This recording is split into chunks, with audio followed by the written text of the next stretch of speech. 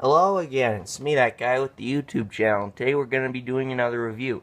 Today we're going to be reviewing the Bandai 1993 Ultra Monster Series Borg Station, as you could tell by the title.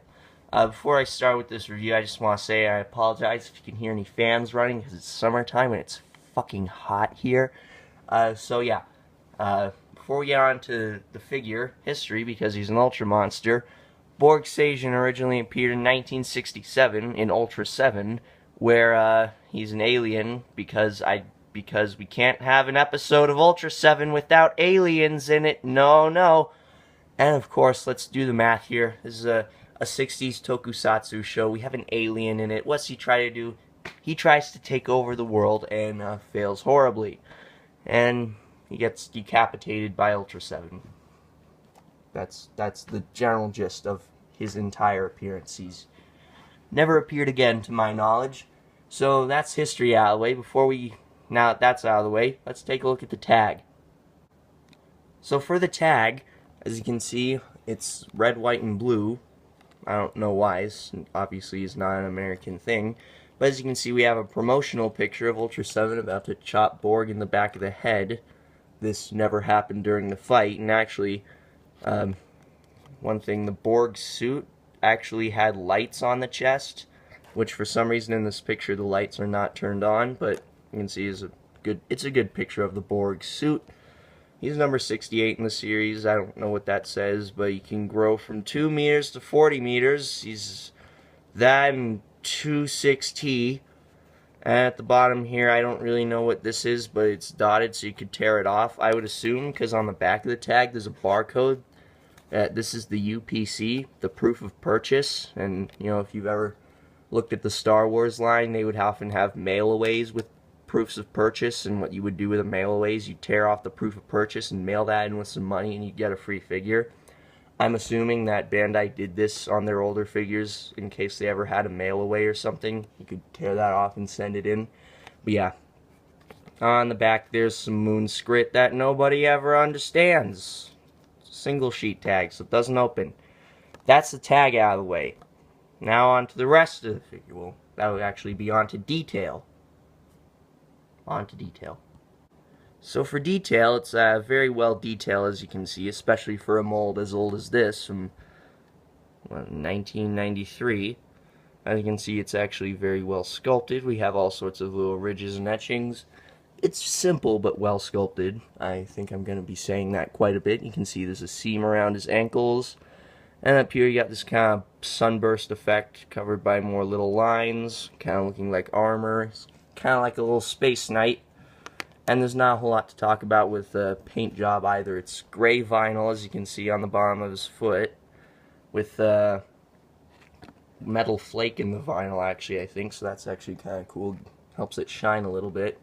And then silver sprayed over it, pretty much over most of the figure. And I have seen other figures that don't have as good of a silver spray, but this one has a fairly good silver spray on it. As you can see, this is Borg ass. I know all the ladies wanted to see that. My guy's kind of armor there, and for some reason there's a cod piece. I don't know why they decided to give him that, and they decided to put a black spray on that. I don't know why. His hands are really the only thing that I would say are inaccurate about this figure. I'll just focus on that a little better. Yeah, there we go. They're just kind of smooth and look like normal hands, whereas the suit, they look like flame-proof gloves. Sprayed silver very lazily. Yeah, here they just look like hands, so that's meh, but what are you going to do? You can't complain a whole lot. It's actually a really good detailed figure. And there's gold on these little things, which in the show, they appeared to be lights, but the picture on the tag doesn't have those illuminating for some reason. And he's got asymmetrical bits of armor on his shoulders there. This one has this kind of weird swirling that way look, and this one is just kind of weird looking. And his head, as we come to that, it looks, kind of reminds me of Chaplay Seijen. We got the little line there where the laser beam shoots out. And we got his weird bug eyes and his little bug mouth. He's kind of like a mechanical version of Chaplay Seijen, who is also from Ultra 7. So yeah, that's detail out of the way. Now onto the groundbreaking articulation. So for articulation on this guy, it's a real doozy with this one. I think this will really put the upcoming SH Figuarts Ultraman figures to shame. But for articulation, the arms, they can move 360, but it's kind of stiff, and this is hard vinyl, so I wouldn't recommend it. And the waist can't move. There's actually a reason why it can't move on mine, because he took a shelf dive once, and he snapped in half at the waist, so I had to glue it back on. But even then, because he's really hard vinyl, you could not get this thing to move at all, even if it was still just fine.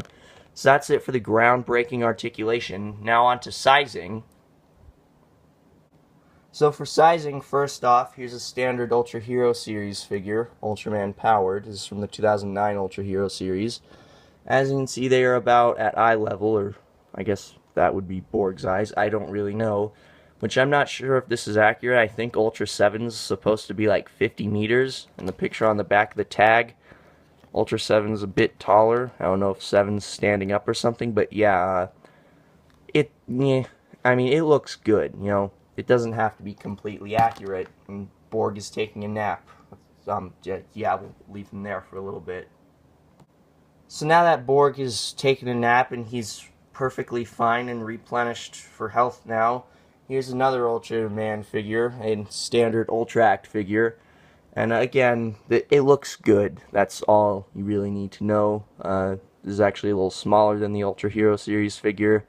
So Tiga's a little shorter than Borg, at least when it comes to being at eye level.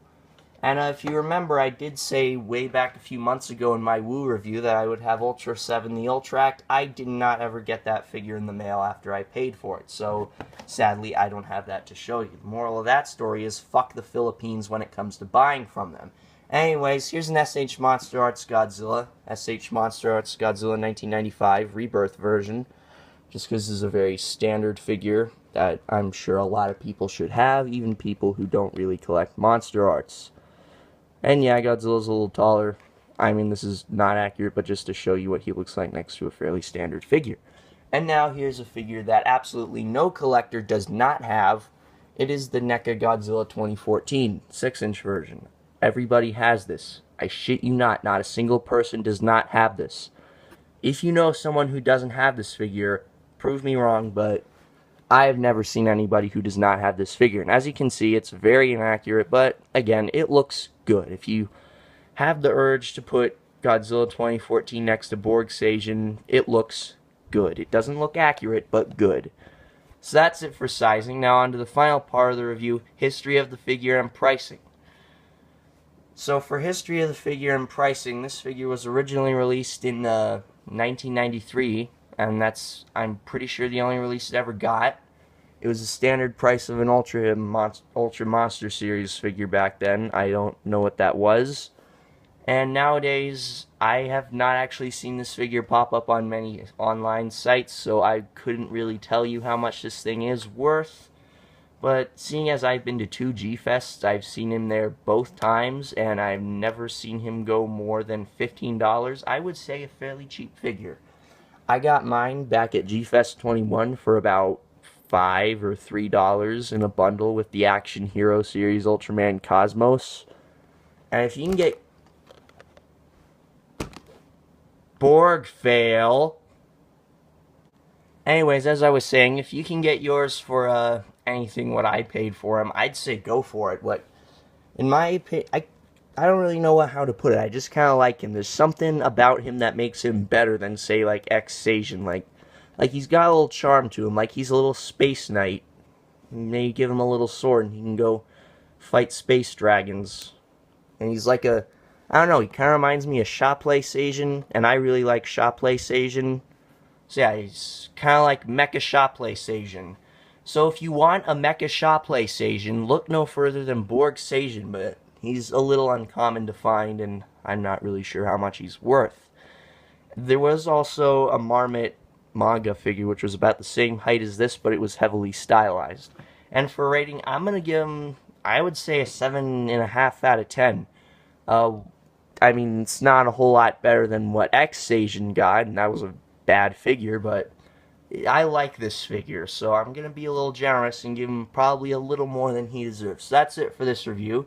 This figure gets a 7.5 out of 10, and as I always say, Shimama Jamo, it means I accidentally ate the whole thing.